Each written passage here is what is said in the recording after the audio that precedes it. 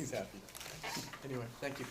First thing, we're going to introduce ourselves. I'll start with Mary Ann.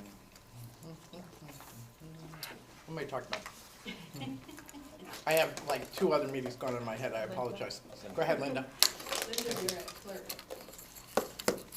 Will Peterson, with Newbury. Austin Haynes, Business Manager, Career Center. John Markowski, WIB member, yep, that's all. Trisha Allen, ACSD rep. Dan Rosignol, Addison Northwest at large. Michael Giorgio, Addison, ACSD. Wendy Pratt, Assistant Director at the Career Center. Kim Farnham, Community at Large member from the Mount Abraham School District and chairperson for the board. Nicole McTavish, Superintendent and Director. Christina Macklin, I'm the Addison Northwest School District Representative from North Ferrisburg. Steve Orzek, ACSD and Vice Chair. Hi, Jillian Zieger, Curriculum Director here at the Career Center. Shannon Thurber, Executive Administrative Assistant here at the Career Center. And back here, we have, David Roberts, Director of Operations at the Career Center. thank you. Thank you, everyone. Need a motion to approve the agenda that should be in front of you? So moved, except that I'd like to add a amendment to it, or a thing to add the agenda minutes from our emergency meeting on the 19th of November. Yes, that's why you can amend and add something. You're at okay this with that? point. I'll second that. You have a second? Thank you. All those in favor of the motion would, actually we have to vote on the amendment first. Yeah. So all those in favor of the amendment that's been proposed, Aye. please say aye or raise your hand. Aye. I have a question about that. That was only 2 days ago. Have the minutes been posted long enough? I thought they had to be posted for a certain amount of time before we could vote on them. I don't believe so. Nope. Okay, never mind then. I just read the open meeting law. I don't think so. Okay. Yeah. You did too. I think they have to be Yeah, I wrote posted it too. by a certain time, but I Oh, don't okay. think, right? Okay. There's- Before they're yeah, accepted. you Yeah. have to have them up no later than 5 days, 5 days. but there wasn't, Thank you. anything posted before Okay. you could vote. Okay. Anybody opposed to the amendment? Seeing none, move on, accept the original motion. I need a motion for that, for accepting the agenda. It's in front of you. So moved. So move Tricia, second. Bill? Okay, all those in favor, please raise your hand or say aye. Aye. All right, anybody opposed? Seeing none, motion carries along with the amendment.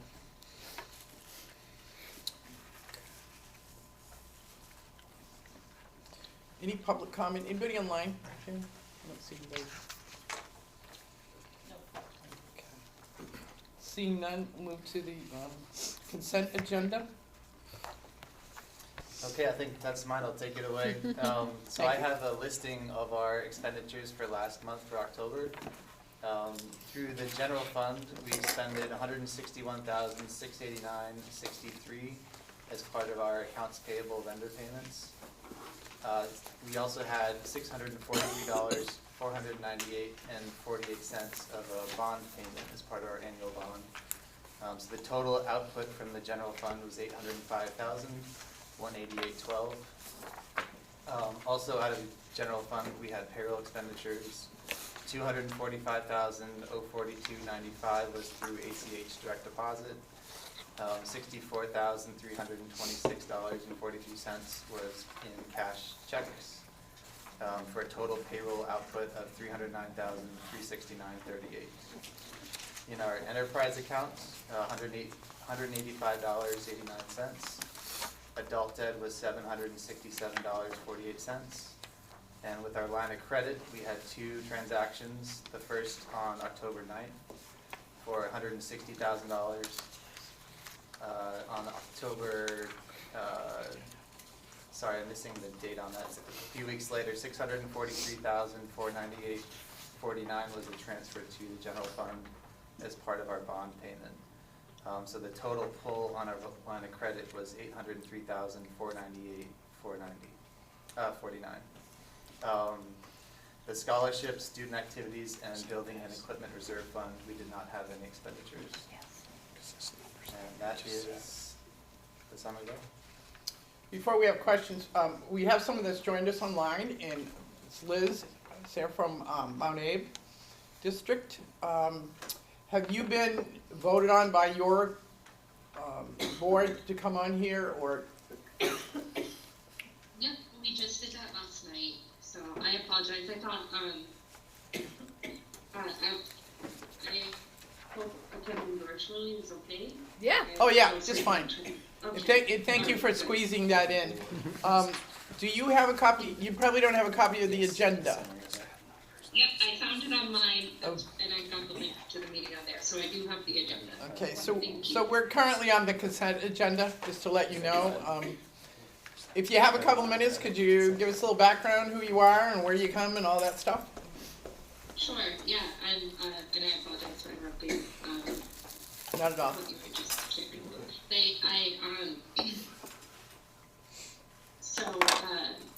I know Steve was a part with you guys for a long time, and I'm just sorry for the delay in getting somebody from our board. But yeah, my name is Liz Sarah. I'm from Bristol. I've been on the Bristol board since we became a district, since we unified 8 years ago-ish. So I am excited to learn more about how Hannaford's doing. My son goes to Hannaford. My partner graduated from Hannaford and is still in a successful technical career. So it's great, and I really appreciate all that happens down there. Thank you. Thank you, Liz. If you have any questions along the way, feel free anytime. Raise your hand, whatever you need to do to interrupt, join in, whatever you need to do. But thank you very much for joining us, and we have missed a rep from Mount Abe. We will say that. Thank you. Thank you. Okay. Any questions for Austin? Thank you, everyone that's come together to make sure, for instance, bills are signed on time, check in with Austin and David, see how things are going in regards to our business office. Much appreciated by everybody. Just, are we gonna continue to use that spreadsheet to sign up? Like, how do you guys wanna do this moving forward? Just so For the director's orders? Yeah. Yeah, we can circulate, if that's working, we can continue on that train.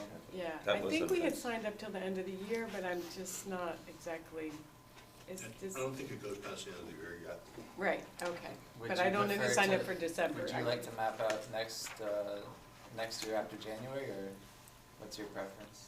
Yeah, maybe send it out in December, yeah.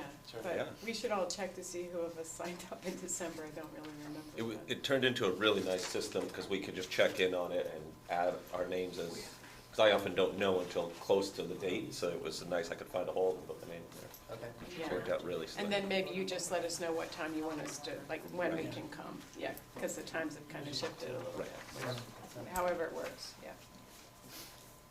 Linda? Point of order. Go ahead. The motion to approve the agenda with the addition of those minutes, but we have nowhere on the agenda does it say approving the minutes. So it can either be added to your consent agenda, or it can be separate line item. Oh, it's, We have It's to number approve the 3, minutes, motion to right, approve from that October meeting. 17th meeting minutes, Great. but I think that's where you, Yeah, we skipped that. you were yeah. saying that you were gonna add it after that, Judd? No, didn't we approve You this? have a motion to approve the agenda, but not to approve the minutes. right, okay, so we need to do that. Yes, then I would also motion that we approve the October 17th minutes as presented unless there's discussion. Does that work verbiage-wise, Linda? Yeah, you're doing both minutes.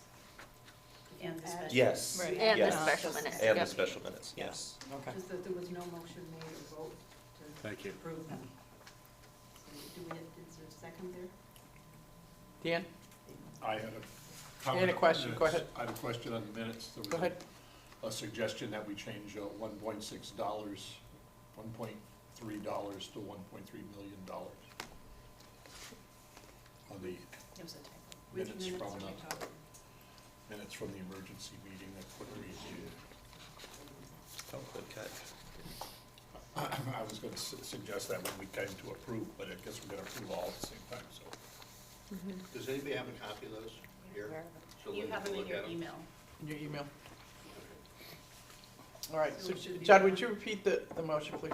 Yeah, I move that we approve the October 17th, 2024 meeting minutes and the minutes from our emergency meeting on November 19th, 2024. Okay, and that was second by Dan? Right, but then Dan has an amendment, so a change that needs to be. Okay. voted. Let's vote on this one first. Okay. All right, and then we'll go with the other amendment. All right, all those in favor of the motion that Judd has just read regarding those two dates and minutes, please raise your hand or say aye. Aye. All right, anybody opposed? All right, that motion carries. Second is the amendment for the, which date meeting? The 19th. Yeah, the November 19th. November I just went 19th into the meeting. document and added million. Okay. Because you- I was the author of the document, so, and I corrected your name. All right, Okay. would you, Make a motion that we, I want to hear the motion. I think everybody needs to hear the the motion motion. is that we correct the 1 is it 3? Yeah, it's at 1.3 line of credit. $1.3 to $1.3 million. Second. Does that work, Linda? Okay, thank you. Yeah, we're gonna do that right now. Thank you. All those in favor of that motion, please raise your hand or say aye. Aye. Aye. Anybody opposed? And motion carries. Thank you. Now we need a motion to accept the consent agenda as addressed by Austin. I'll make that motion. Thank you, Christina. Second. Second, Bill. All those in favor of the motion for the consent agenda, please raise your hand or say aye. Aye. Thank you. Anybody opposed? Motion carries. Thank you.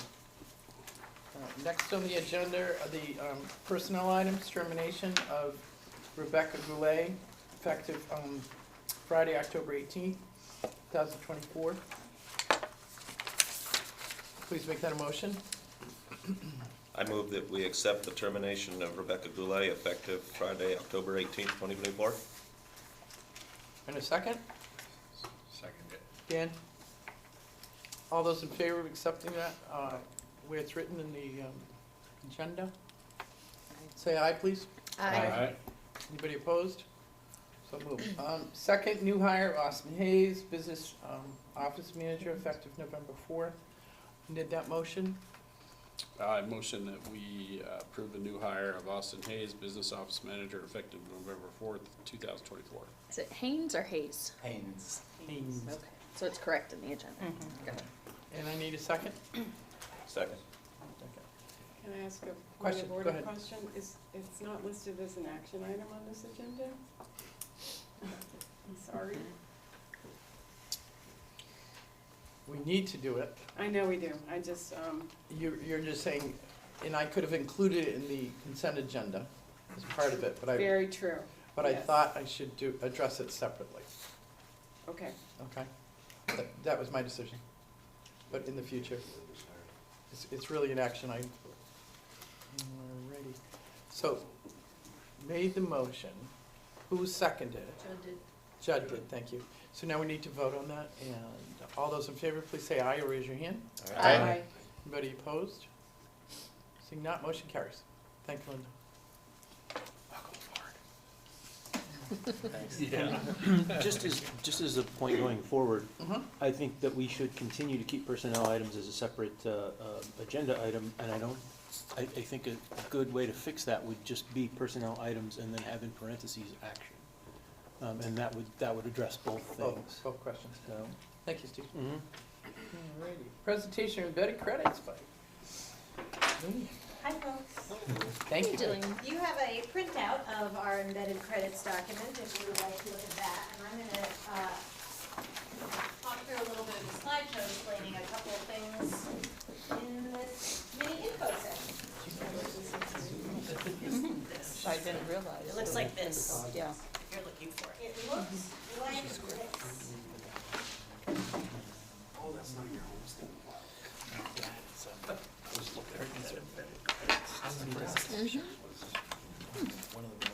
So, the document that you have before you, the embedded credits, is a pretty critical document to us from a curricular standpoint, something I've been working many hours on to update during the school year. And I'd like to take a little bit of time to make sure the board understands what embedded credits are, what IRCs are, and what college credits are when embedded into CTE classes, all of which are reflected in that document that you have, which I'll refer back to a couple of times. So let's take it point by point. The first being the embedded credits in that first column there. So academic credits are, embedded credits are academic credits that are embedded into CTE technical programs. So, you know, in a class where students are learning a industry skill, they might also be learning math, or they might also be learning English. And we have credits embedded into our technical programs based on sort of two agreements. One of which is State Board regulations, which you've probably seen this document, State Board 2370, that sort of outlines all CTE regulations. And I've just taken a little screenshot of it from here, and you know, it's linked here if you want to look at it later. But here we see an example that students, according to the state statute, who complete all of these programs in this list here shall receive 1 credit in science. So that's how this document lays out which technical CTE programs should have within them embedded credits in academic subjects like science, math, and English. And then the other thing that determines what academic credits are embedded in our classes is through local agreements with our sending schools, with Middlebury, with Regents, with Mount Aid. And it should be noted that it's also state statute that the CTE centers are not the ones to actually award academic credit on transcripts, it's the sending schools. So we need to develop agreements like this between the sending schools and us so that they can award the credit to our students. The next item in the spreadsheet talks about college credit in our CTE classes. So it's essentially college credits that are embedded in students' classes. And this is a wonderful opportunity for our students whereby they can elect to take college credits with their in-class CTE teacher who is delivering the instruction, and they're getting college credit on their transcript at no cost to the student. It's covered by the AOE. And this opportunity for students is provisioned by Vermont's Act 77, which is flexible pathways, which essentially is the premise that students in Vermont should have multiple ways to access learning and graduation requirements, including CTE, including dual enrollment, including work-based learning, things like that. Post-secondary opportunities is pretty high up the flexible pathways matrix. And there's another document that is a real sort of touchstone for us when we're looking at embedding college credits in our classes, which is the state program quality measures. And I must not be in my own account, which is why You shared it with me. Right, okay. So we have handed down to us what are called program quality measures that we need to look at our programs against. So for example, a program needs to offer a certain number of industry recognized credentials and or a certain number of college credits in order to be considered high quality. And these are standards that we're constantly checking to make sure that our curriculum meets. And then just finally, it's a great opportunity for kids to be able, while they're still in high school and at the Career Center, to get a jump start on college and earn college credit while they're taking their classes. In another board meeting to come, we'll talk a little bit more about the fast forward versus dual enrollment, such as it is nomenclature, but that is for another time. And then the last bit that you'll see represented on the spreadsheet is IRCs, which stands for Industry Recognized Credentials. And these are one of the other measures by which we determine that we have program quality here at the Career Center. And there's somewhat anachronistic terminology in terms of Tier 1 and Tier 2 IRCs, but essentially there's 2 levels of industry recognized credentials. What used to be called Tier 1 is sort of foundational. These are credentials like safety credentials, let's say OSHA credentials, which are important for students to have and which students get through many of our courses, but don't necessarily transfer into working in industry as a very high-level credential.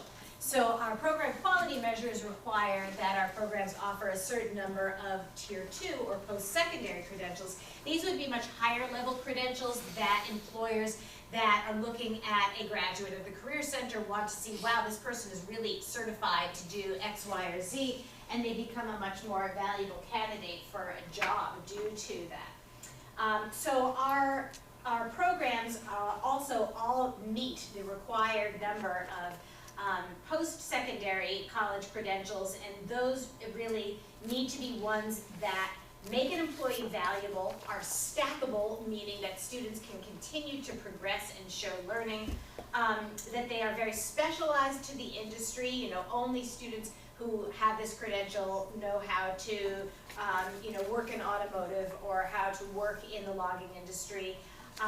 And that are subject to third-party review, so it's almost like a peer review for a credential.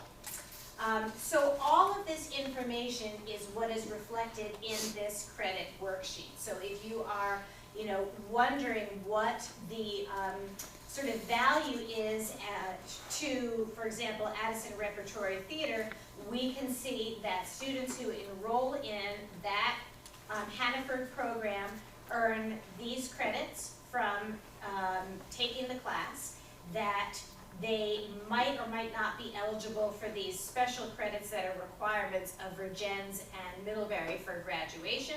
We can see what college credits are available in the program. In the case of ART, it's Community College of Vermont's Effective Speaking English class, and what post-secondary industry recognized credentials are available to students in that course, in this case, the Vermont Portfolio of Theater Arts. So this list is now fully updated and represents all of the programs that we are offering this year and is under constant review for programmatic updates.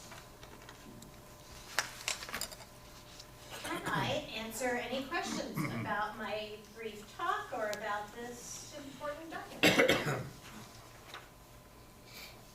One of the hurdles that we were having a year or two ago was that you had to have, I thought it was, you had to be eligible to co-teach, like a college credit level in all of the programs to be certified, or maybe it was some sort of recognized credential. Is that still the case? I mean, it was a sticking point for some programs. It's a sticking point for some instructors because, and I was actually just meeting with a team from CCV who came here today, and CCV and VTSU both do require that instructors have usually a master's degree in order to teach a concurrent enrollment class. And, as is often the case in CTE schools, not all teachers here have a master's degree. Not all teachers even have an associate's or a bachelor's degree by the nature of, CTE instruction. So that can be difficult depending on the college, and it's not exactly the same between CCV and VTSU. You can apply for a waiver, and they're more considerate if the instructor has an associate's degree than if they have no degree. Fortunately, the document that I wasn't able to open exactly that sort of lays out the program quality measures. Most programs, you have an either or choice. You can offer this number of industry recognized credentials or a combination of this many college credits and this many industry recognized credentials. So we're not currently in a position where we have any programs with an instructor who's not qualified to teach a college course and needs to teach a college course. So we're okay, but you're absolutely right that that can be a barrier when trying to hire a CTE teacher who does not have a master's degree. And the state's okay with? As long as we're meeting the program we're quality meeting- measures by whatever means, and as of today, we are. Okay, thank you. Is there another question? Dan, do you have a question? Yeah, I just, so how are the equivalents of credit established? Do they look at the syllabus? Do they look at what the students are learning? So for instance, to get a credit in science, how do they establish that this course is half a credit science worthy? I wish I had a very succinct answer to that, and maybe Wendy or Nicole could provide more backstory on that. It's very much predated my, nascent time in this role, but it is through curricular review, it is through discussion with school administration, school boards, and school counselors that the local agreements have been established. Right, the state level is simply from statute. So back 20 years ago or whatever, when they made the statute, the board rule governing this, and I don't know the history, a group of smart, hardworking people came together and decided which classes got which credit, and that became statute. So there's not supporting documentation there. There's a law that says you must award these credits for these classes. For the local agreements, it's actually a very lengthy process. We spent almost 18 months doing a process by which we showed for one of our classes, standard by standard, line by line, assignment by assignment, how we met a credit for that class. Wow. So the local agreements are very robust. Okay. So, then in terms of the amount of time they're spending here, you see art gets basically, it looks like 3 credits. Mm-hmm. And they're here for half a day, Right. Whole year. all year, Mm-hmm. every day, half a day? Oh, for 3 credits, okay, so in terms of course load, does it mean their load at the sending school is the same as it would, so they spend a half a day at the sending school, Right. and they take another 3 credits there, or, so what's the total requirement number of credits per semester? That's a little tricky in Vermont right now. So school districts have gone to proficiency-based grading, so they have proficiency students need to grade. It's not like when you and I went where you needed 4 English credits and 3 math Really? credits. Okay. And so it's different, which makes it much more complicated. But essentially, this student is rounding out the requirements that they need for graduation at their sending school. And many of our students, if they spend multiple years with us, do rely on these embedded credits in order to meet all of the proficiencies for their high schools. Okay. It's Yeah, roughly, I'm roughly sure. 22 is the credit number that they're looking for. Over 4 years. Correct. Okay. Okay, the reason I say that is because, in science, you used to have class for a credit, and then you had lab, which was like 4, sometimes 6 hours for a credit. So, there's a cost to coming here a half a day, and I just want to make sure not make sure, but just question how they're giving credit for all those hours they spend here. So, it's an interesting thing, and like I said, I'm sure it's difficult to establish, a half a credit for fine art, It seems like a lot of fine art going on in art. Okay.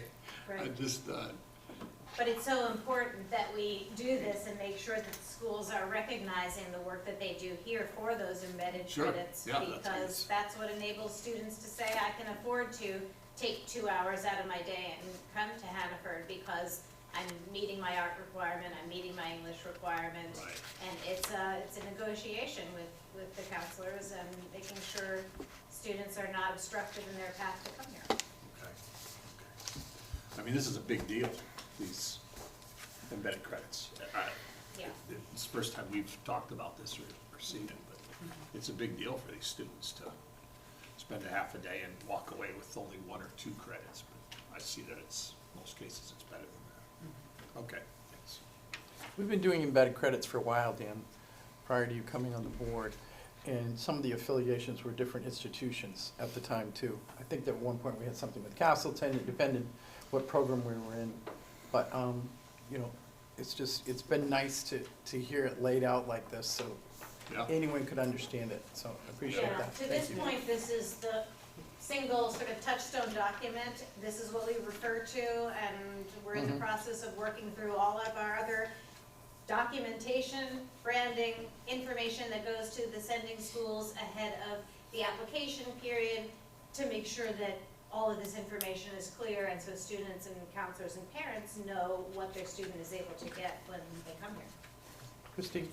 I just have a couple things, Jillian. On the embedded credits, does the AOE have any say on what's embedded and what's not, or you're basically negotiating this with the sending schools? It's not really an AOE issue. Okay. It's state statute that says which programs should have certain credits. For example, this is and that's gonna be, so this document that I have a screenshot of here Yeah. will list the basics of all of these ones get Yeah. science, all of these get math, social studies, English, and then our discussions with the administration and the school counseling at the other departments. Helps you like divide it all out, what's what? Yes, Yeah. that's right. Okay, okay, and I was wondering if you could send us a link to that presentation. Yes, That certainly. would be great. What's the best way to send something to the whole board? Probably have Shannon do it, maybe? With a Yeah. group. A group, okay, very good. Thank you. Okay. And just to make sure, I wanna make sure we all have the clarity around, almost 95% of the embedded credits are state statute. It's not a negotiation. The state says you must, to the sending school districts, give these credits, which are largely in the first column there. We have a very small handful of locally negotiated agreements, but the vast majority of the embedded credits come directly from Vermont state statute. Any other questions?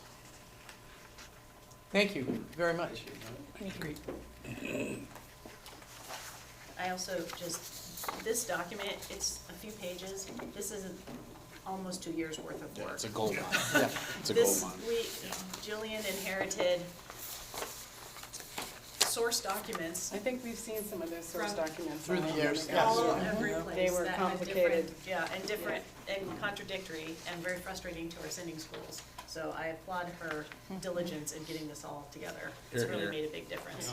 Thank you. It feels like another child of mine. I'm sure. Anyway, but thank you very much for that presentation. Thank you. Easy to follow, unlike others that I've seen in the last 15 years. Thank you. Anyway, but, so next in discussion grouping, first being satellite pre-tech programs. So the board may, we have some new members, and some members that may not be aware that we actually have two of our instructors, Bill and Carl, Bill Vanderwert and Carl Crawford, who are located physically in Virgin's High School. And while at Virgin's High School, they teach pre-technical courses for us, one in engineering and CAD and one in agriculture. And so students at Virgin's High School can go to their classes, but be receiving Hannaford credit. So this is an agreement that's been going on for a while. We did learn over the course of last year that some of the parameters for that being allowable weren't being met, and so we've been working with Virgin's to right-size that. Two of the big things that we have to watch out for as we're getting ready for next year's schedule is that because they're pre-technical courses, they're designed specifically for 9th and 10th grade students. There is some latitude to allow junior students in there if they have the honest to goodness desire to follow that through to a career or to a Hannaford Career Center class the following year. So what's not allowable is just taking a pre-technical, a survey class, right, an introductory class as a junior, like for an elective. It's only allowed if you really intend to then follow it on with a technical class, because it's pre-technical by nature and by design. So right now, as we're negotiating with Virgin's, that's a point which is problematic, because the hope from Virgin's side, rightly so, is that they could offer it to all students. But because it's both of the courses are pre-technical courses, we're not allowed to. That's the way that we have CTE set up in the state of Vermont, is pre-technical, which is 9th and 10th grade exploratory type classes, and foundations for technical classes, which are 11th and 12th grade classes. The other piece is that in order to be counted as a pre-technical course, we're required to have no less than 200 minutes of instruction per week. And the state statute isn't really, there's no wiggle room on this whatsoever. So although you can argue that you average it over time, for example, it might be 400 minutes over 2 weeks, depending on if you have an AB schedule or whatever, it can't be less than that. It has to be at least 400 minutes over 2 weeks or 200 minutes over 1 week. And because of the current way that the schedule is built in Virgins, that, at least what they're looking at for next year, that's problematic. So what our decision as we're looking into next year and then the year after is, are we going to be able to continue this partnership? So I think both Virgins and Hannaford have an interest in continuing the partnership. We want to make CTE available to the most kids possible in Addison County, so everybody can have high-quality CTE instruction. We also are required, and it's the right thing to do, to meet state statute. We are funded for these specific reasons, and we have to meet these specific requirements. So what I did was I laid all of the requirements out, like, we want to help, how can we help? We can be flexible, we can think outside of the box, but at the end of the day, we have to meet the 200 minutes, and we have to ensure that the hard line is seniors. Seniors cannot be in these classes. So I kind of laid that all out and said, here's what we need. The bottom line is that we need these things to be met and for us to be able to cover our costs, right? So whatever, we need enough students enrolled in those courses to cover our costs and to meet program quality standards. So our number, really, our line in the sand is 8 FTE.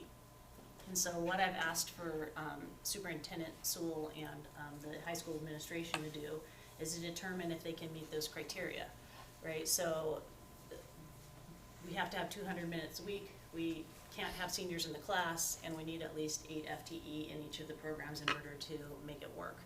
So, and we're willing to help, but I can't not do those 3 things. So right now, I think Superintendent Sewell and the principal at the high school are in conversation about if that's going to be possible. So again, my hope is that we can make it possible so we can continue this partnership, which I think is great for kids. But it is to be determined if we can continue to do that, and I just wanted to let the board know where we stood with that whole thing. Bill? Are those full-year programs or semester programs? They're supposed to be full year programs. They're supposed to be all year long. It's 200 minutes a week all year. Is it possible to send? Go ahead. Go ahead. No, Finish. go ahead, you go. Finish. Is it possible to have kids from other schools go to Virgins to take those classes? It is possible, but it's not in our interest. Our interest is to have students from other schools come here so that they can see the technical programs and take the technical programs. But it is possible, and theoretically, a kid, since Virgins and Mount Ava are sharing, theoretically, a non-Ava kid could do that. But we're going to talk about another problem in a minute, which would probably make that negligible. Okay. Yeah. Christine? This conversation has come up at our school board meetings in Addison Northwest, and I just wanted to let all of you know that the board is really, really supportive of keeping these programs at Virgins. It's like at the top of their list, because many students have been able to access the pre-tech programs, and they never would have had an introduction into those types of programs, and many students have gone on because of taking these programs, you know, studying engineering in college or whatever. So I just wanted to throw that out there. At least as far back as I know, at least 10 to 15 years, these programs have been at Virgins. So, you know, just sort of everyone discovering about, wow, we've been breaking statute, like, it's just, it's crazy, right? But it's because it's been going on for so long. So everybody's, I think, trying to wrap their head around this situation.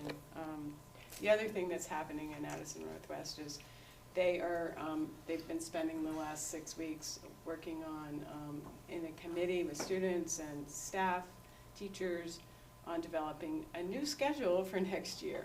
And so they are aware of this situation, and I think hopefully they're going to be able to work towards solving the problem, but it remains to be seen. And the other tricky part is students don't sign up for classes until like January, so that is also kind of how are we going to know how many students or FTEs are enrolled in order to solve this problem timely. I don't know how that's going to work, but yeah. And I know you guys are going to meet soon again, so. Absolutely. Anyway, So, yeah. I may have missed this, but the issue there is the scheduling change that was instituted and now hitting, or So you can't get enough students for that 200 minutes, or you can't get the 200 minutes for every student? Correct, both things. Oh, The okay. current, this year, we really decided to move forward just because I didn't feel like we had a robust enough timeline or conversation to make a change. So we started right at the beginning of this year so that we can have no decision is a decision, but I think we need to make an affirmative decision one way or the other, right? Either we can continue this program and want to continue this program, or we can't, so that we can make a decision about what we're gonna put into the course catalog and move forward with that. Again, my hope, and I think Superintendent Sewell's hope, is very much that we can make this work. I am concerned about the FTE, because we have to have at least 8 FTE. And remember that FTE isn't head count, right? A student isn't an FTE. A student times 240 minutes is an FTE. So when you have less students, you have less FTE. When you have less minutes, you have less FTE. So you have to have the right number of students for the right number of minutes to equal 1 FTE.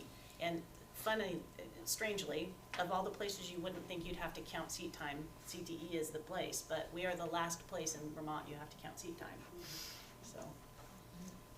I guess one other thing I'll add is that part of the scheduling shifts for next year, or to make sure that all the Hannaford programs are aligned with their schedule, which I'm pretty sure they were sort of mostly this year.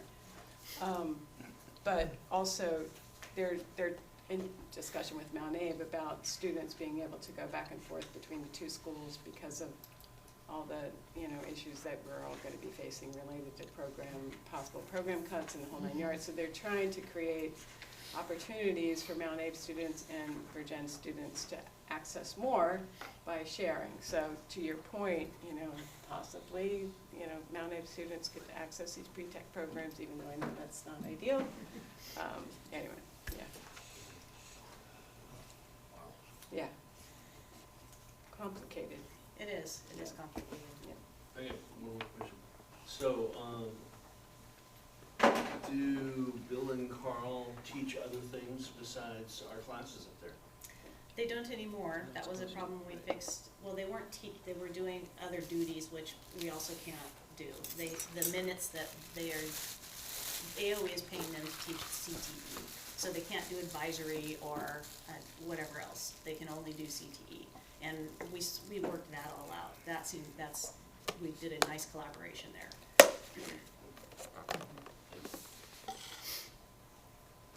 Any other questions? Thank you. Next item. The next item is just the roadshow presentation dates for those of you who sit on other boards. Usually, you'd like to know when I'm coming. So on January 13th, I'll be at Addison Northwest at 6 o'clock. Then get in my car and drive real fast and be at ACSD at 7:30. So I will be doing both of those on the 13th. And then January 20th, I'll be at Mount Abe at 6 o'clock. Thank you. Yeah. Does everybody understand what the roadshow is? That's a good point. So each year I go to the sending school districts to explain our budget because, as you know, our sending school districts pay tuition to us to have students come here. So it's important for our sending school districts to understand where their money is going and what it's supporting. So I go and explain our budget in the context in our budget development process. I also use the opportunity to do a little just explaining about our programs, because especially if the board is turned over or there are new members in the board of the sending districts, they may not know all the programming that we do or some of the other context. So I try to make it just a little bit more than just the budget, but try to respect the time of the sending school boards at the same time.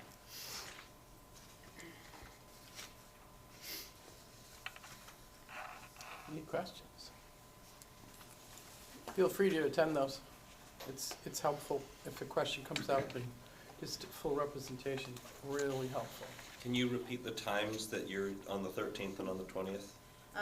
Addison Northwest, on the 13th, I'm at 6 o'clock, and then at Addison Central, I'm at 7:30 on the 13th, and then Mount Abe, I'm on the 20th at 6 p.m. Thank you. moving on. Go ahead. Budget. So, budget scenarios, I just wanna talk very high level at this point, just my intent, unless I have direction from the budget meeting or from the larger board, is to bring you some choices. So my training working for military people for a very long time is 3 courses of action from which you can choose. So my intent is to do something similar, 3 or 4 courses of action, and then talk about the costs and the ramification of each of those. Essentially, I would bring what we've been talking about right now is bringing one scenario that's not a cut to any of our current programming, and just with the cost drivers that are affecting all of our districts, healthcare and salary. And then talking about some vehicles that we all have been talking about for, I think, the last 2 years. Then there would be a scenario where we cut some personnel, and then there would be a scenario where we cut either fully or in part the Virgins program. And then there would be a scenario where we did not fill the opening for the diesel program. Just going in though, the diesel program is very popular. It's one of our programs that actually makes more money than it costs. So I'm probably not gonna recommend that because it would actually be shooting ourselves in the foot. But I will come with a number of scenarios that the board can discuss. Specifically about the engineering and Yeah, design that's class, what that's on hiatus right now. Is that a possibility that that will not be in the next budget? Or Good question. So the engineering and architecture class, we had too low of enrollment to move forward for this school year. So there's an official process that you go through with AOE to put a program on pause for a year. Our intent this year is to put it back in the course description guide and run it and see if we have enough enrollment to run the class. We have a qualified instructor already on staff, so I wouldn't have to hire for that. And it would actually work out quite nicely if we did. If we don't have the enrollment, then we probably won't run the class. And that would cause another process that would require board action where we dissolve the program. Is that program still written up on the website and everything? Yes. Any questions regarding that?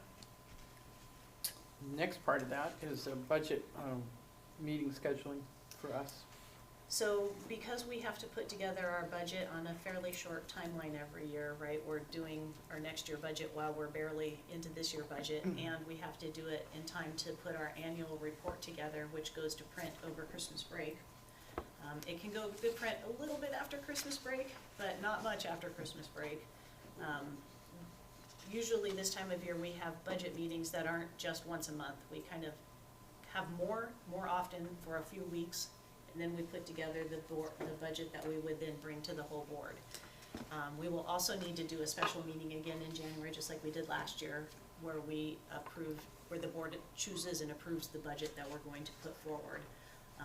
So that we can then make sure that we have everything warned appropriately for town meeting day. So what I need from the board, our budget, we need to set those meetings, so that we can have our decisions made and all of the follow-on decisions which come from those budget meetings. Usually the way this board has worked is that the budget committee makes the recommendation to the board at large about which scenario to choose. That doesn't necessarily mean the larger board is going to choose that one, but usually you have made a recommendation. Questions? So budget committee will obviously be meeting a lot more often than scheduled. That's the first thing. And, but we already know that. And with, guidance from business department and so on, we'll figure that out. And I was hoping that maybe we could set some of those meetings now. Budget people? So just remind me, normally we meet the Second Tuesday? Second Tuesday? Oh, first, okay. The first Thursday, Thank you. Well, I was way off. Yeah, it was a Thursday. starts with a T. Oh, yeah, that one. Okay, thank you. Who's on that committee? I'm just, you and Judd. Thank you.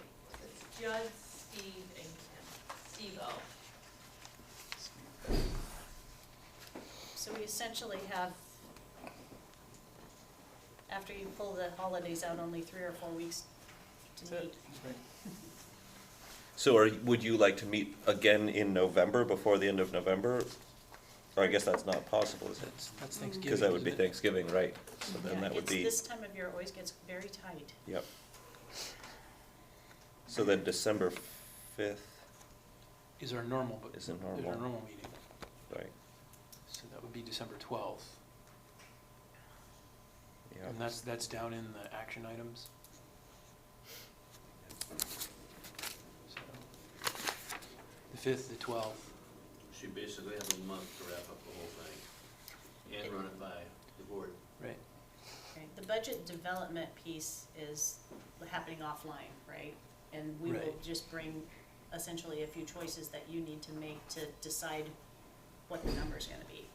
Because we essentially know what it costs to run the district the way it is. You will have to choose, do you want to do that, or do you want to make cuts?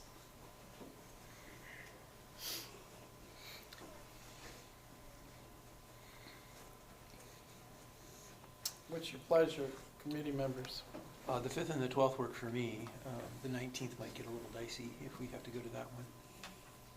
Same here. Yeah, the 5th and the 12th are a good start for me. You would have to just do with, but with either Austin or David, Right. because Wendy and I are not here on the 5th.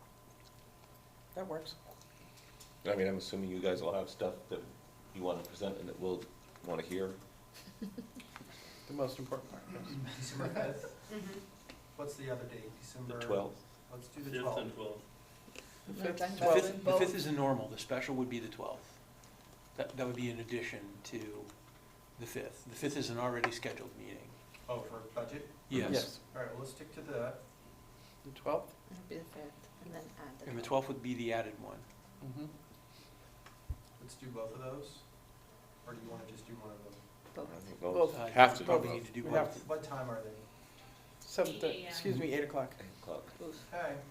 It's on my calendar already, how about that? There you go. Yeah. Thank you, Shannon.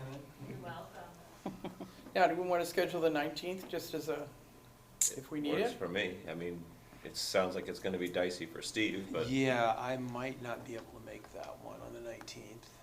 That's our board meeting, right? That's also the same day as a board meeting, so. Let's put it on there, just so we have it. It's easy for us to meet at 8, so, on those days. Easy for you. Christine? So are we trying to vote and finalize the budget on December 19th? Is that your goal? No. No. No, not till January January. 8th. I will put budget discussion on the December Yeah, meeting, but we will have a special meeting in the first 2 weeks of January, I think it's scheduled for January 9th. January 9th. Oh, it's- Okay. It says in the agenda, January 8th. It's January 8th. I thought you said you were printing over the holidays. yeah, I'm. We're gonna have to we're gonna have to do it right after this Okay. January 8th at 5? Is it Is 8th that or what we 9th? said? Well, the agenda says January 8th at 5. That's a Committee Wednesday. I'm just telling you what's in the agenda. Because I'm just trying to, I think Madison Northwest, you know, we're aiming to finalize the budget by mid-January, and the annual report gets printed at the end of January. Yeah, we have our annual report this year is gonna be fancy, Okay, because we're also gonna use it as a marketing tool. So we need a little bit more time. okay. But we can certainly do it if we can do it if we go to the January 8th. And the reason that we have to go a little bit earlier is because the sitting schools are waiting for our number Right, before they can finalize their that budgets. is true. So we always have to go a little bit earlier than them, which is why we get pressed for time too. Okay. Do you want to talk a little bit about how that number comes in and why we have to wait so long? Yes. Thank you. Can I just clarify, so we're gonna Go have ahead. budget meetings on the 5th, the 12th, and the 19th, all at 8 a.m.? Yes. And then is the special budget meeting January 8th at 5 p.m.? Will that work for the board? That's when we need quorum for. That's where we That's the actually whole make a board? vote. Yes, Okay. And you said the January 8th is a Wednesday, though. yeah. Yeah. It is a Wednesday. We Yeah. could also do it Thursday, the 9th, if you wanted to keep with Thursdays. Thursday the 9th would work better for me. Let me just- I'm one person, but No, same here. It doesn't matter for us, whatever works for the board.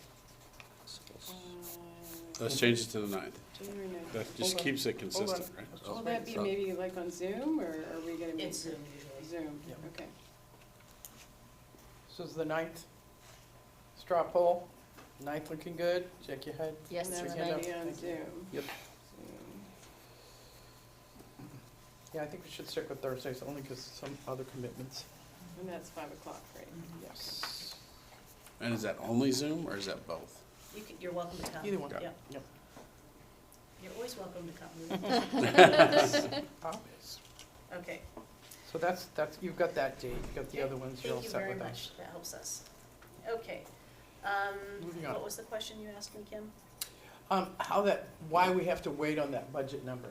Oh, Thank so we get, we are funded on our enrollment. It's called a 6-semester rolling average, and we've talked about it a few times in here, but it is, I like to come back around during budget time.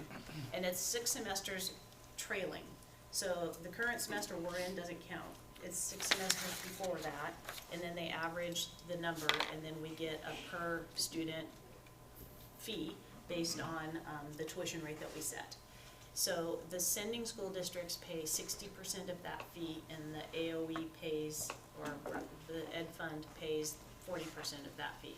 So it comes directly out of the sending school, the 60% comes directly out of the sending schools' budgets. The 40% does not, it comes straight from the state. Because that's a significant portion of the sending schools' budgets, it's really important for us to be able to establish our tuition rate so that they can account for that as they're doing their own budgeting, because there's a hole in their process until we tell them that number. But we also have to wait every year because AOE tells us we keep a record of what we believe our 6-semester rolling average is. AOE tells us what they believe our 6-semester rolling average is. They're usually within striking distance, but they're usually not exact.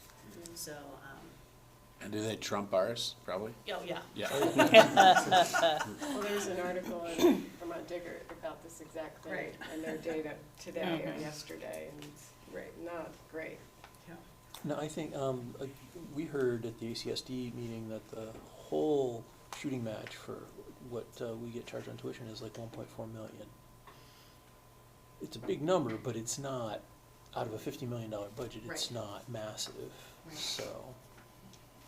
And I will tell you, I'm doing a little project on the side, which I'm gonna bring to you at some point, because I wanted to know how much, right, there's a narrative about that we cost a lot, but I wanted to know, compared to our sending school districts, where are we? And the problem is that there's not an apples to apples comparison that's good, because sending school districts don't do FTE the same way we do. There's weighted averages and all kinds of things.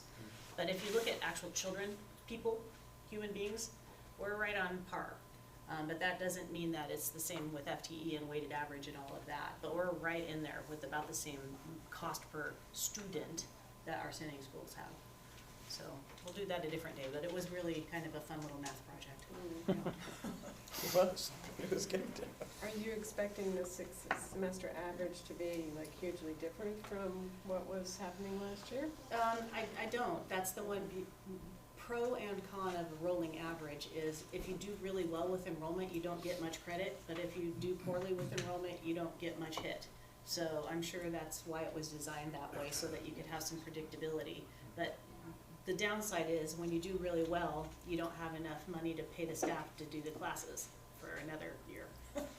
But I think it did save a lot of people during COVID, so there was that too. And those COVID numbers are still Yeah. factoring in, too. They are. I think this is the last year This is before they last year, drop off. yeah. Any questions about that? Next. You're still on. Oh, I am. So the last piece is, we have our ends reports that we do regularly throughout the school year. Because of all of the things going on with having a brand new business manager walk on the job just a couple weeks ago, I am requesting permission to have the asset protection ends report moved to January so that we can get through the budget prior to him focusing on that, which is kind of, this particular one is a bit of a bear. And I really am hoping I can have Austin and David focusing on budget until we have budget solved. But I do need permission from the board to move it to January. Are- Back to number 5. Oh, did I miss something? Yes, you did. Number 5. Under The discussion. courses and Discussion. negotiations. Yeah. No, Oh, sorry, I'm on the wrong number 5. Sorry, Yeah. guys. That's an Catch action up. item. Well, now you have the preview of what's Yeah. coming up. Courses from the sending school. So in your packet, one of the things that Wendy and I are working really hard on is, as we've talked about with a number of things, bringing the center, making sure that we're adhering to state statute. So in that process, we've spent a lot of time reading state statutes and talking to AOE and talking to sending school districts and talking to other CTE centers. And one of the things which is very clear and very well laid out in the state statute is that our sending school districts are not supposed to offer programming which is the same as our programming. CTE centers are supposed to offer CTE programming, sending school districts are supposed to offer K-12 programming plus electives and all of the awesome and wonderful and fun stuff that you get to offer. But CTE programming is supposed to be offered at CTE centers.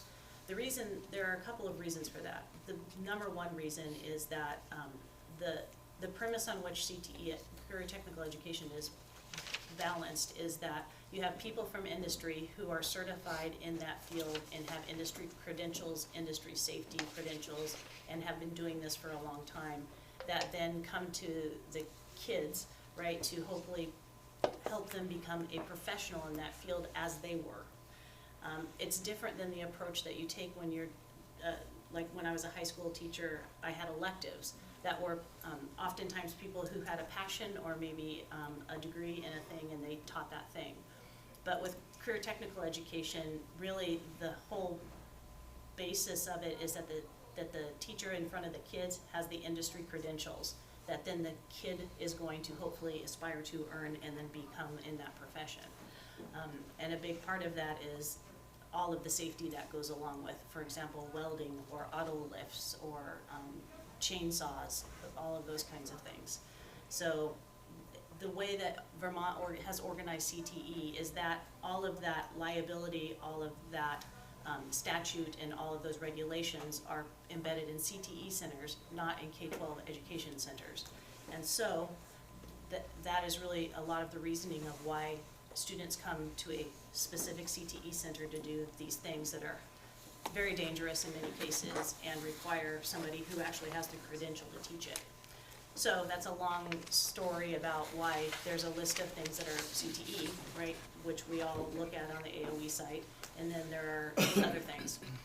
So based on that premise of how CTE is organized in the state of Vermont, they wrote statute language that says CTE centers do CTE and sending school districts are not supposed to do career technical education per se. So that then follows that there's some statute, some board rule, and some act language, which then has pretty explicit language that there's not supposed to be competition in those areas either. I think probably the foundation of that was so that both people weren't spending a lot of money on really expensive stuff, because CTE is really expensive. It's really expensive to run CTE. The liability is huge, the machines are expensive, you have to keep them updated, you have to buy new ones to keep up with industry, it's very expensive. So I suspect that when they wrote all these statutes, it was thinking about why would two people buy a $50,000 machine, as opposed to all the kids go to one place where the $50,000 machine is, for example. So anyway, that led us to do a little research project about, do we have this issue here? Because in talking to my colleagues in other centers, there is that issue, that sending schools are offering things which would generally be classified as CTE that are not being taught by an industry professional, right? Somebody that likes to do that thing is teaching kids, as opposed to somebody who has the certification and the technical industry recognized credentials. So anyway, so we did a deep dive into the course catalogs of our 3 sending school districts. So the list you have in front of us, we are not at the point yet where I have gone line by line and verified if these things are in fact CTE, but what I have done is looked at the course description and the title of the course with a wondering of, these things look like they probably are in direct competition with the things that we're offering.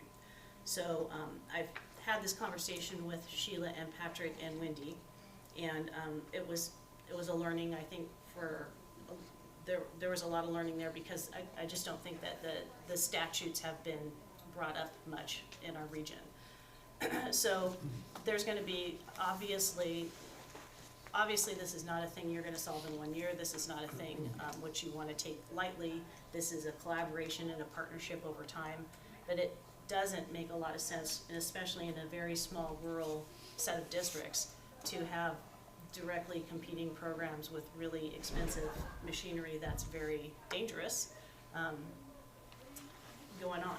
So I'll be having ongoing conversations with Mount Aid and Middlebury about the courses listed here and whether or not we need to make a change going forward. Yes. What does the statute have to say about something that's not offered at the Career Center, and it still fits into that CTE? I'm thinking of the fire school they used to have at Mount Abe. And I don't think it's still operational, but that was definitely fit all those categories, he said. But the Career Center was not interested in offering it, and so they ran it at Mount Abe. How does that? There's actually a whole process laid out where Okay. the sending school district, if, let's say, Mount Abe right now wanted to do that, they would come before this group and say, we want to do this. And you would say, there's a process that you would vote, and you would say that that was fine, right? Mhm. And then, you know, follow-on would be, I'm sure that there would be some language or from the state around all of the CTE specific stuff. But there is a process by which either the regional advisory board, if they're not a district, but they would approve it.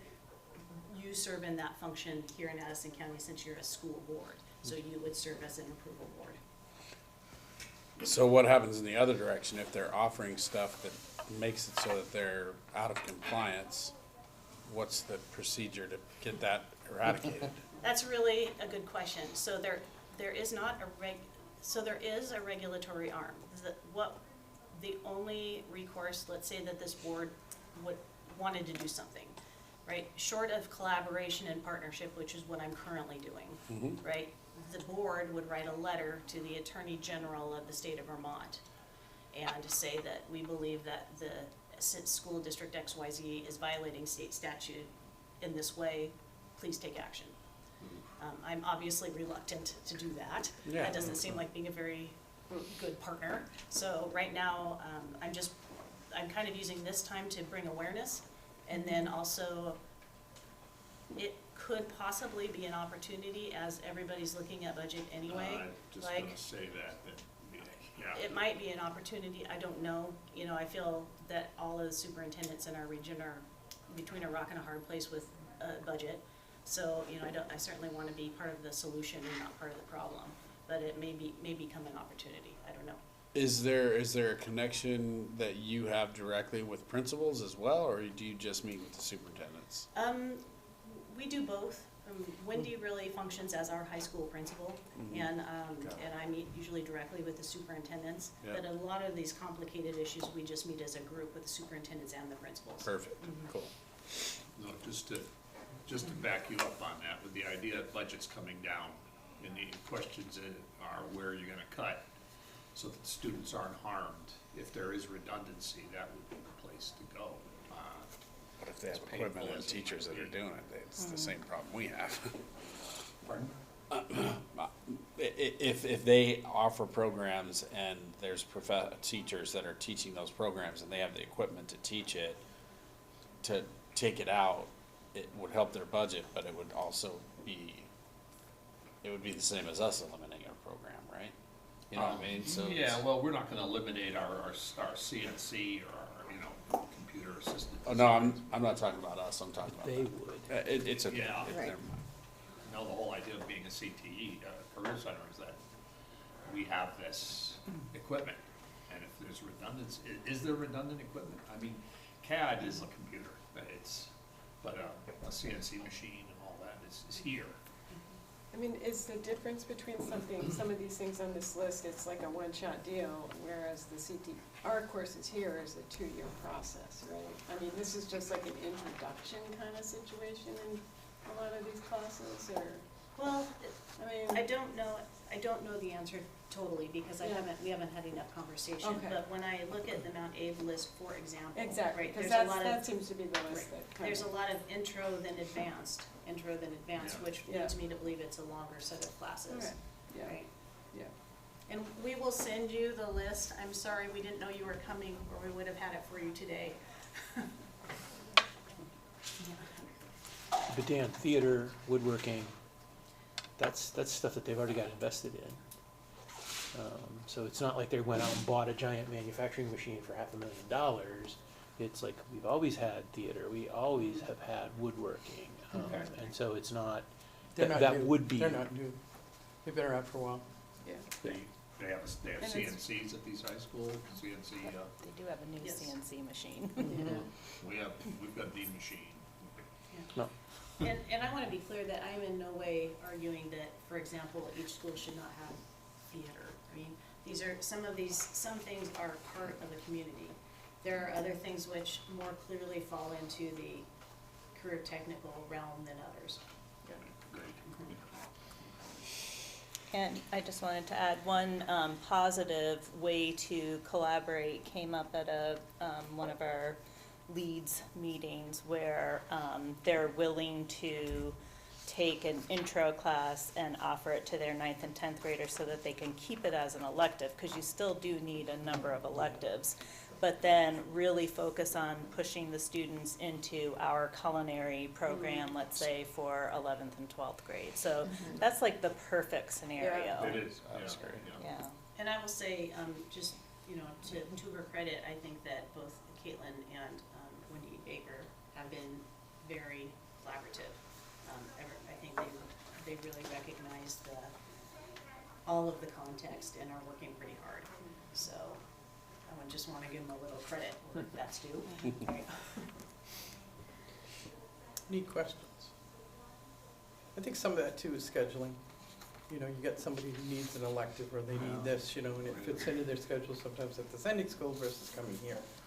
And that's an old, how many years we've been hearing that anyway. But those are things obviously need a conversation of, and I was glad to see the list. My children went to Mount Aid. I know that some of those programs exist and some have grown. And they're used for other things. They're not necessarily a credit for an elective, but they might replace a biology. Biology of food, for instance, is a very different class than you would normally see. There's a lot of cooking in there. But at the same time, it meets a credit requirement for a science piece at Mount Aid. So that's an example. And that, when she's saying, she went through the course description, but when you have that conversation and saying, okay, this is the group that's in there. I say like the math, non-math students, is a nice way of putting it, that it works for them. So Okay. I think once we get that information out, that conversation will be a lot more helpful for us to take a look at. Yeah. Yeah, this will be an ongoing, this is just sort of an introduction to the board of the context. The other thing I don't know is just because a class is in the course description guide doesn't necessarily mean it runs every year. Right. So, there's that piece too. We have the same thing. So, right, there's much more conversation. I think just the clarity of some of the facts that these things exist as real state level laws and different information of that nature. It's just nice that that's really being shown to everybody so that everybody can be working on the same parameters, and that way it just keeps things clear, and it also helps us all keep focusing on the goal that we're all trying to do the same thing, and let's do it the right way, I think. Anything else regarding that? Jed, you want to talk about negotiations request? Sure.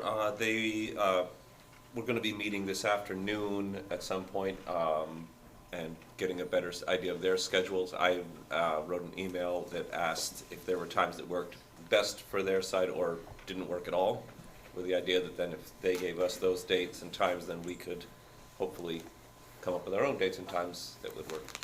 Do you have 3 people negotiating or 2? I don't know. The only 2 people that I emailed was Miss Rittendale and Miss Clark. Okay. So that, you and I talked about that, maybe I and Sharon reach into the group, but Yep. we try and do the same number they have, just for your own, obviously. Yep. I will confirm with them and ask them Just how be many be people okay they with like, that. 'cause Right, if it is gonna be three of us, it'd be nice if they knew that, so that Right. if they wanted to do three. They Great. may be still struggling to get somebody to come and Yep. join. If they only do two, do we wanna reduce ours to two? I don't think it's a bad idea. Okay, I think. great, I'll my offer that. experience that, and you can ask them, Yeah, I'll offer that, I'll send out another email. right? I don't Thank want them to think that we're, coming in with the. Right. All tigers. Right, I agree Claws out. completely. That's not the case, but, Yep. and they find that out quickly, but. Yep. Just see what they think. Will do, thank you. Any questions about that? Seeing none, all right, action items. I want to talk about the first donation made to industrial design and fabrication. So, as the board, I think we have some new members, but one of the processes that most boards have enacted for both their own need and also to help the school district is to make sure that all donations get approved by the school board. We have offers a lot of the time of things that people would like to give us, which we don't want to take, and this gives us a way to politely not take things that we don't need. It also gives the board an opportunity to see what the community is donating. And for one other benefit is then the donator gets a letter from us thanking us that they can use for tax purposes. So it's kind of a win all around to have this process where the board approves donations.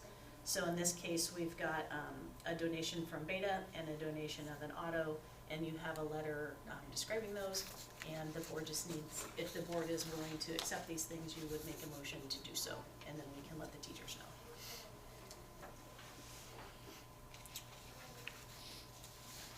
Need a motion to accept that? So, would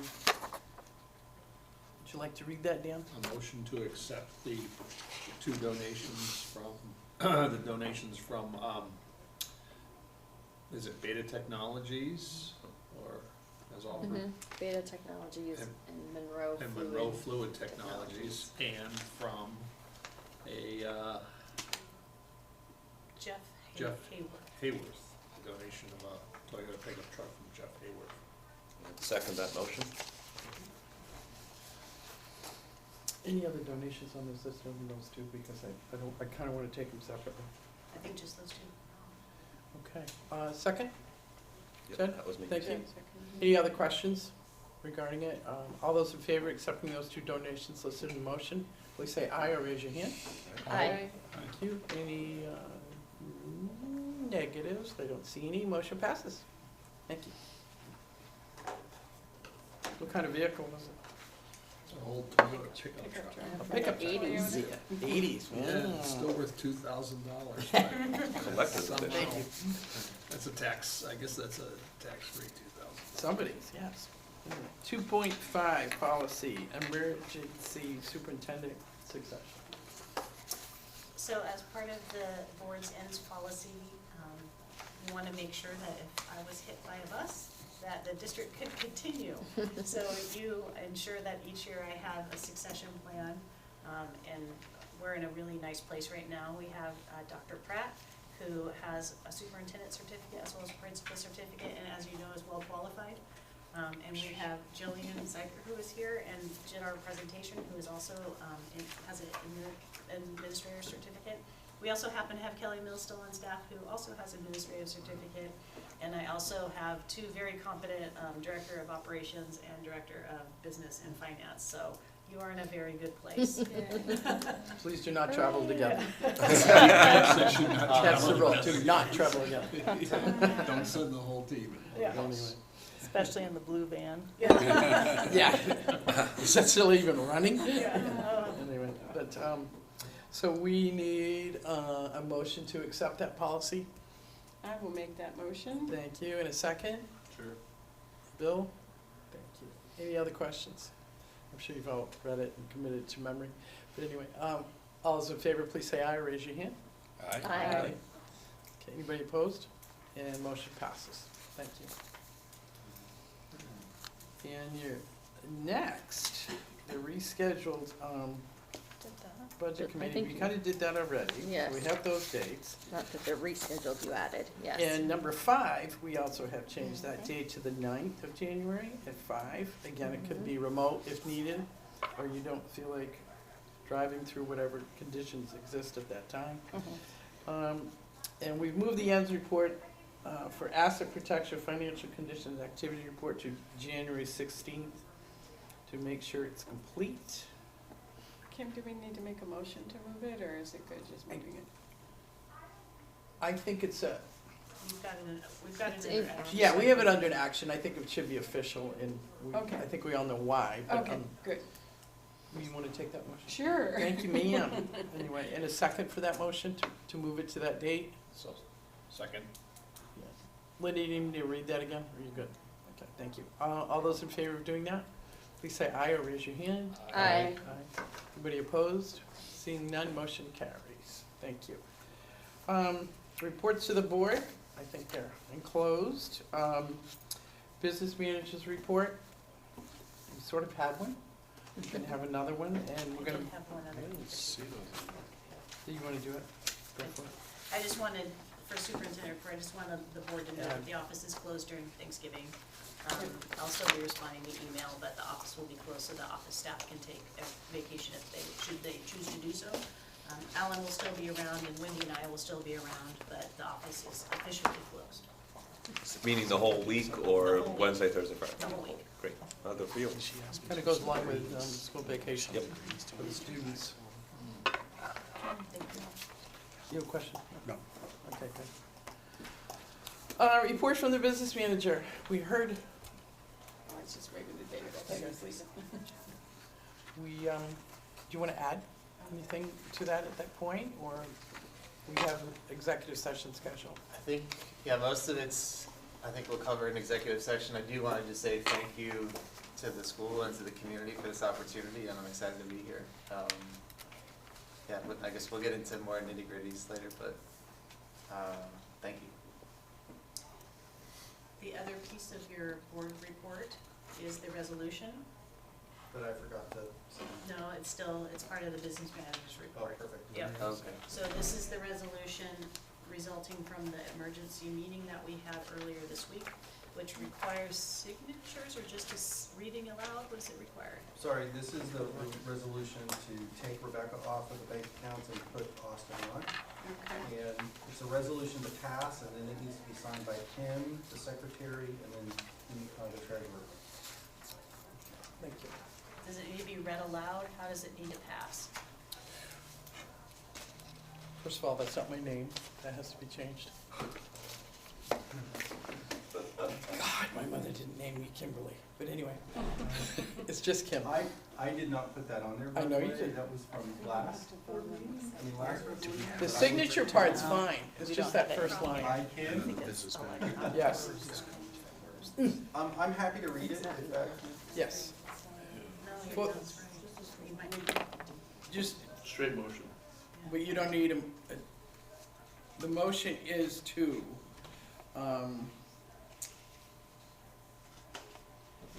basically recording the resolution that we voted on in the last meeting.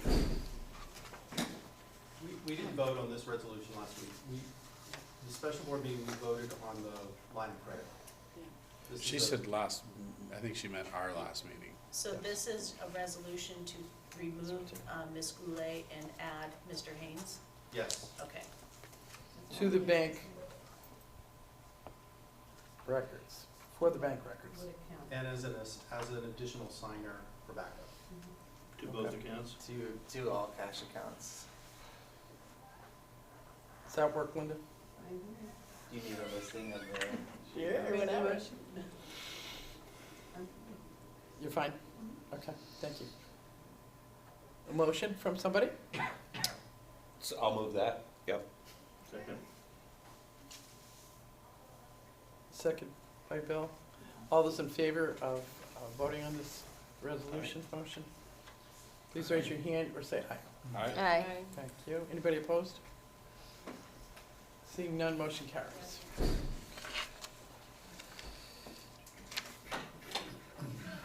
Public comment? Seeing none. We have to move into executive session. I need a motion to do, go ahead. Nicole, did you want me to share the new video before the executive session starts? I think we'll probably put that off until next, yeah, thank you. Is that for your roadshow? Okay. All right, thank you. Since we moved all those, okay. So there was gonna be a video regarding Nicole's, as we call it, roadshow, but we'll save that since all those dates got moved anyway, so. Was this the one you sent out? You've seen it, and That some of was you awesome. researched it. That was gripping. It was very good. Was it? Yeah. Was it good? Academy Award material? Yeah, I went and got myself a gin and tonic and, man, this is good.